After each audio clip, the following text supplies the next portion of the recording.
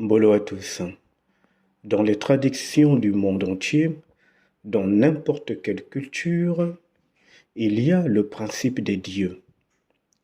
Je rappelle que les dieux ont été nourris par la foi ou la croyance que les humains ont mis en eux. Les dieux ont été valorisés par les humains. Mais il y a au moins des points communs que nous observons un peu partout dans le monde et dans les cultures ou dans les coutumes des gens. C'est qu'en fait, un Dieu, au sens puissant du terme, un Dieu dans sa splendeur, ne dépend de personne, n'a besoin de personne et surtout ne demande pas l'aide d'un autre Dieu dans une certaine situation ou pas. Chaque Dieu est maître et roi de son domaine et personne n'empiète dans le territoire de l'autre. Où avez-vous vu qu'un Dieu supplie un autre Dieu de venir l'aider? Si c'est le cas, c'est que ce n'est pas un Dieu. C'est le comportement des humains de supplier pour une aide, de supplier pour qu'on l'épargne, de supplier pour un besoin quelconque. À l'échelle des dieux, qui, j'insiste encore, sont des êtres qui sont nourris par les humains, votre énergie les nourrit, et les dieux, contrairement à ce que l'on peut s'imaginer, sont une création humaine. Donc les dieux que les hommes ont mis au piédestal sont indépendants. Ils sont prépersonnels. Ils n'ont besoin de rien. Ils n'ont pas besoin qu'un autre Dieu intervienne dans leurs affaires. Chacun gère son domaine comme il veut à sa façon. Si un Dieu rencontre des difficultés quelconques, il va devoir se débrouiller à trouver des solutions, puisque c'est un Dieu. S'il demande de l'aide, ou s'il supplie un autre Dieu de venir l'aider, à ce moment-là, ce n'est plus un Dieu. C'est le comportement d'un être humain, ou encore c'est un comportement qu'on peut voir dans le règne animal également. Mais dans les faits, les dieux sont tellement puissants qu'ils sont indépendants et n'ont besoin de personne. Ça, ce sont les idées qui sont partagées dans l'humanité en fonction des croyances, des coutumes, des lieux et des territoires, et même en fonction, bien évidemment, des nations. Il y a donc des dieux partout. Mais étrangement, dans la parole que l'on qualifie de parole de Dieu, dans l'écrit religieux, il est écrit quelque part, vous êtes des dieux. Si nous sommes considérés comme des dieux, sachez qu'à l'échelle cosmique, nous sommes vus au-delà des dieux. Si déjà les dieux tels que nous les connaissons sont indépendants, n'ont besoin de personne et surtout ne supplient pas pour qu'on les vienne en aide lors d'une situation difficile, comment se fait-il que l'humanité ait été rabaissée à tel point que l'on voit des humains partout dans le monde qui supplient les dieux de les aider, qui sont des mendiants au point de pleurer, d'implorer, de supplier avec larmes, blessures, douleurs, l'intervention d'un Dieu dans une situation quelconque. C'est totalement surprenant et c'est même très dangereux. Je vais ici vous montrer à quel point, à l'échelle de l'univers, non seulement nous sommes vus comme des êtres au-delà des dieux, parce que nous avons assisté et nous avons participé à la création des mondes, je m'adresse ici dans cet enseignement à un public averti, un public qui commence à voir au-delà du voile et surtout un public qui prend conscience que le miroir ne montre pas le réel, le miroir ne montre que le vrai. Or, l'initié qui commence à s'orienter dans les circuits universels s'intéresse au réel. Il ne cherche rien, il n'est à la recherche de rien et surtout pas de ce qui est apparent. Il regarde au-delà des apparences. Revenons sur les dieux. Il est donc dit dans l'écrit religieux, vous êtes des dieux. Alors pourquoi est-ce que l'homme a été rabaissé au point de supplier d'avoir une année riche sur le plan alimentaire, au point d'offrir des offrandes, des sacrifices, d'implorer pendant des jours et parfois même pendant des semaines l'aide d'un certain Dieu qui serait le Dieu de l'abondance, pour d'autres le Dieu de la protection, pour d'autres le Dieu de la justice. Pourquoi l'être humain en est réduit à cela alors que lui-même est un Dieu? Comment se fait-il que l'être humain soit réduit à pleurer et implorer l'intervention d'un Dieu ou des dieux pour pouvoir le sortir d'une situation difficile? Lorsque vous partez dans un parc animalier, que ce soit dans le continent africain ou ailleurs dans le monde, il y a des règles que vous êtes obligé de respecter. Vous allez parfois assister à l'attaque d'un lion sur un agneau, dans une brutalité et une puissance qui ne dit pas son nom. Cependant, vous n'allez pas intervenir. Vous allez être là et vous allez simplement regarder. Parce que vous devez respecter les règles du parc, mais surtout parce que ce n'est pas votre territoire. Lorsque vous allez également voir une situation dans laquelle deux animaux extrêmement puissants et violents s'affrontent pour un but quelconque, vous n'interviendrez pas. Peu importe le ressenti que vous aurez à l'instant, vous n'allez pas intervenir. Pour ceux qui ont visité des parcs animaliers, vous savez comment ça se passe. Si donc vous voyez également dans le même parc animalier un prédateur tel qu'un léopard en train de courir en puissance sur sa proie, la proie étant blessée, affaiblie, vous n'allez pas intervenir. Bien au contraire, vous allez simplement prendre des photos, des vidéos et regarder. Que vous soyez horrifié ou pas n'est pas le sujet. Vous n'interviendrez pas parce que ce n'est pas votre territoire. Ce ne sont pas vos règles, ce ne sont pas vos lois qui s'appliquent. Et ce n'est même pas chez vous.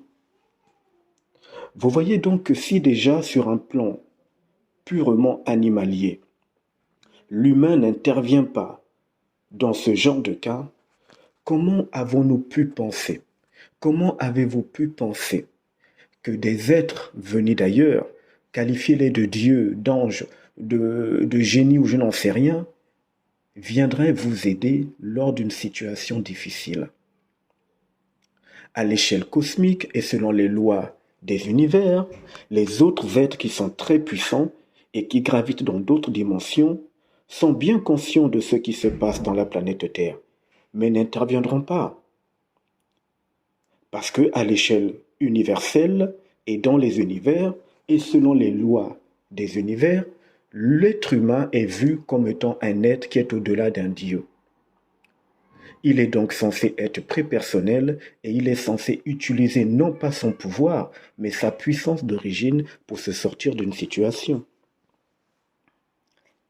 Donc quand les gens supplient à travers leur religion, les traditions, les croyances, à travers tout ce que l'homme a mis en place, une aide extérieure parce que la terre passe des moments difficiles, parce qu'il y a de l'injustice, parce que les gens sentent au fond d'eux que rien n'est normal, parce que les gens veulent une espèce de paradis, une vie, d'après ce qui est employé comme terme dans l'humanité, paisible. Les êtres qui sont dans les univers n'interviendront pas. Parce que quand on nous regarde dans les univers, on ne nous regarde pas en tant qu'humains. Le corps charnel, que j'appelle un véhicule de transport terrestre, n'est qu'une enveloppe. Quand on nous regarde dans les univers, nous sommes vus comme étant des êtres au-delà des dieux, qui ont créé des mondes et qui ont participé à des œuvres extraordinaires dans plusieurs univers que nous avons visités avant d'être enfermés ici. Donc vous voyez à quel point nous sommes totalement réduits à être des mendiants, selon le plan des entités qui contrôlent cette planète et de leurs chefs. Lorsque nous avons observé ou que nous observons les principes qu'il y a dans la planète Terre, il a été dit que c'était important d'avoir de l'empathie, l'humanisme, qu'il fallait secourir, apporter une aide aux autres. C'est ainsi que plusieurs d'entre nous, lorsqu'ils sont témoins d'une situation qui n'est pas convenable, en fonction de leur morale ou pas, plusieurs sont intervenus. Certains sont morts dans ces interventions, et pourtant l'humain est bien conscient qu'il ne faut pas se mêler des affaires d'autrui. Cela ne vous rappelle pas ce que je viens à peine de vous dire au sujet justement du principe des dieux? On nous a donc appris à valoriser l'empathie, l'entraide, le soutien. Et encore une fois, à l'échelle humaine, cela n'est pas mauvais. Il y a des cas, effectivement, où nous avons vu que des gens sont allés intervenir pour soutenir les autres, parce qu'ils ont perdu un proche, parce qu'ils ont perdu un travail, parce qu'ils sont en proie à des tourments. Ce côté d'entraide, de soutien, d'empathie, d'aide, même quand on ne nous demande pas notre avis, ou quand on ne vous demande pas votre avis, ça vous est arrivé de vouloir donner votre avis ou d'intervenir dans des situations qui ne vous concernent pas à la base. Cette idée qui a germé depuis l'aube des temps et qui a bien germé dans l'ADN humaine est en fait un piège à l'échelle cosmique. En effet, ayant été habitués à empiéter dans l'existence des autres, à intervenir par empathie, par amour, par humanisme ou tout ce que vous voulez dans l'existence des autres êtres humains qui ont des problèmes, encore une fois, à l'échelle humaine, ça se comprend et c'est normal. Mais à l'échelle cosmique, ça se voit autrement. Puisque, ayant été habitué, comme je le disais, à agir ainsi, ça vous est arrivé dans le monde dit des rêves nocturnes d'intervenir dans des situations qui ne vous concernent pas. Dans le monde des rêves, ça vous est arrivé de venir agir dans un environnement qui n'était pas le vôtre pour aider quelqu'un qui était dans le besoin. Dans le monde des rêves, ça vous est arrivé d'avoir de la compassion, de l'empathie, au point de vouloir soutenir quelqu'un ou sauver quelqu'un d'une situation difficile. Dans le monde des rêves, lorsque vous avez assisté à des injustices, vous avez eu envie d'agir. Et vous avez agi. Et c'est là où le piège est dangereux. Et c'est là où ça se referme sur vous.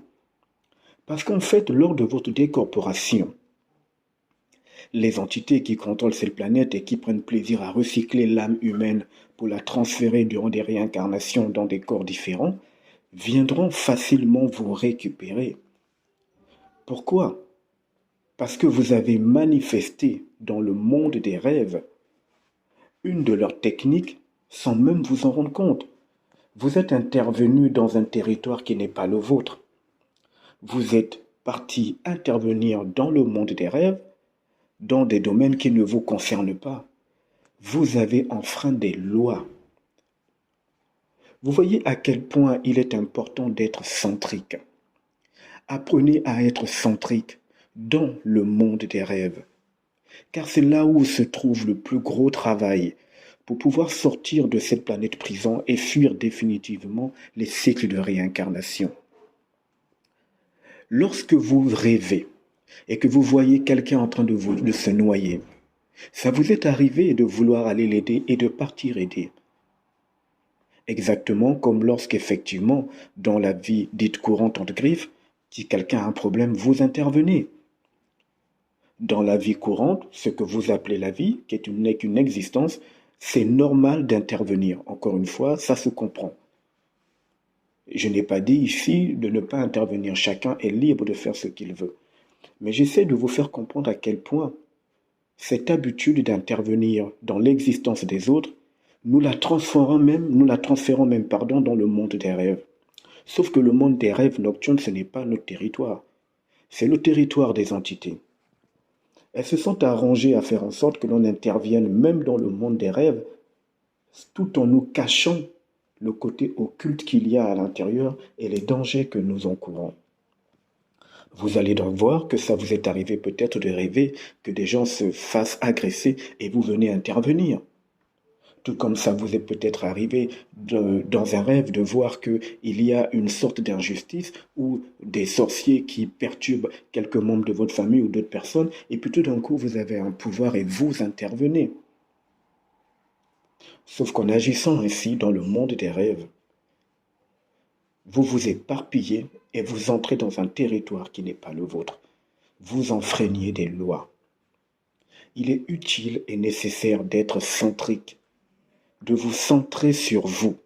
Parce que lorsque vous prenez votre énergie en dormant dans le monde des rêves pour aider quelqu'un, c'est un temps précieux que vous perdez. Durant la décorporation, les entités vous mettront un scénario dans lequel il faudra secourir quelqu'un ou dans lequel il faudra aller rejoindre des gens qui ont une vision dite commune. Et comme vous aurez été habitué à le faire dans le monde des rêves, eh bien, ces entités pourront facilement vous mettre un tel scénario et vous piéger et vous emmener encore dans le monde de l'astral, dans l'astral.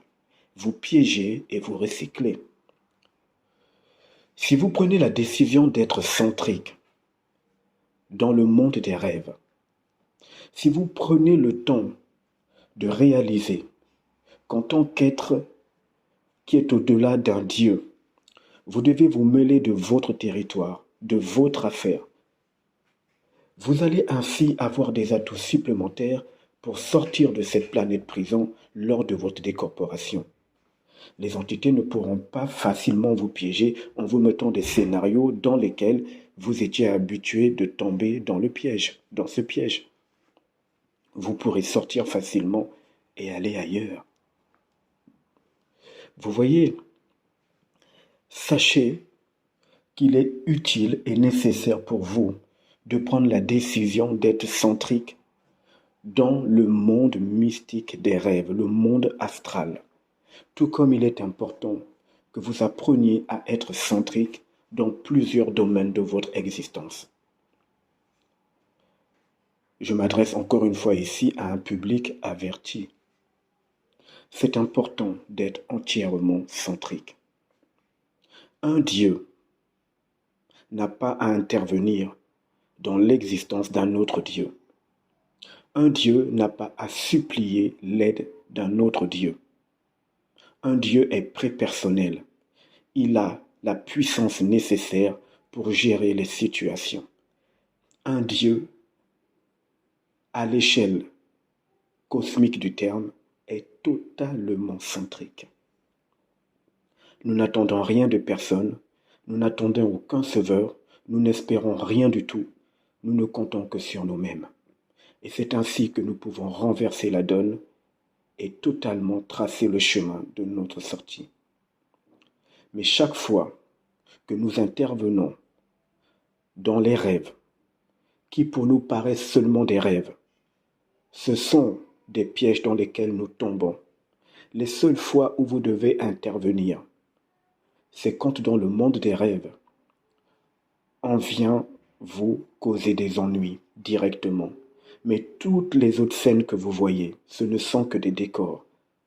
Ce ne sont que des hologrammes, des personnages que l'on met devant vous pour vous habituer à perdre du temps et à ne plus être centrique.